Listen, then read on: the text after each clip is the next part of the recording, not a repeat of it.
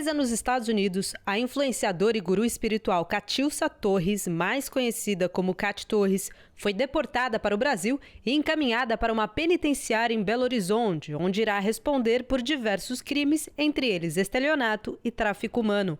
A mulher de 34 anos passou a ser alvo de investigação depois que as famílias de duas brasileiras que viviam com ela denunciaram o desaparecimento das jovens.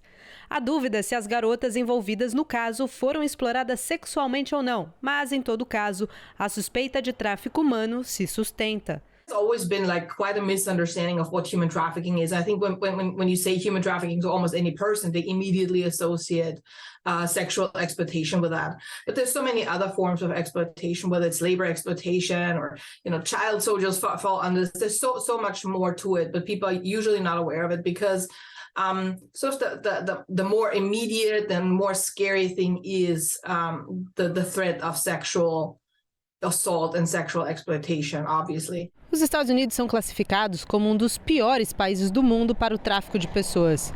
De acordo com um relatório divulgado pelo Departamento de Estado, os 3 principais países de origem das vítimas de tráfico humano em 2018 foram Estados Unidos, México e Filipinas.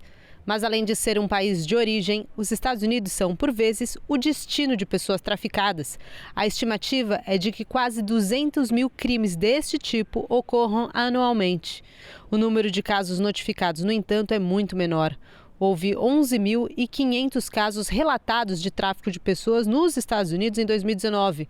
O comércio de seres humanos em solo americano opera sob a lógica simplista do capitalismo, oferta e demanda visando o lucro. It's really, really difficult to put a specific number on it.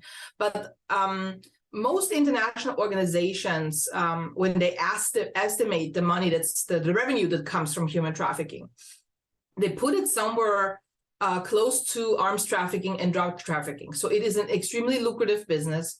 It is very common. The data just doesn't necessarily do it justice because we just don't know.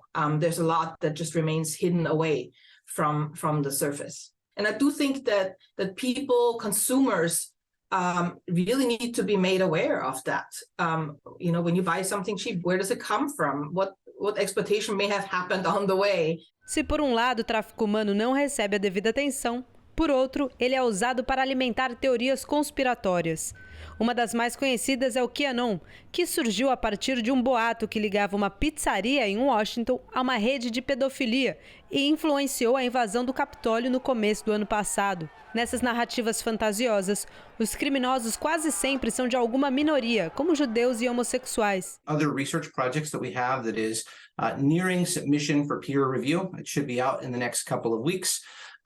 It is about how this conspiracy against the LGBTQ plus community is a really big part of the modern incarnation of QAnon. It's really evolved to say that like gay folks, transgender people, that they're the ones coming for your kids. And I think that we've seen really in the United States an unfortunate outcome where a gay nightclub, people harmlessly having drinks and enjoying their evening, like 5 were killed and 18 were injured.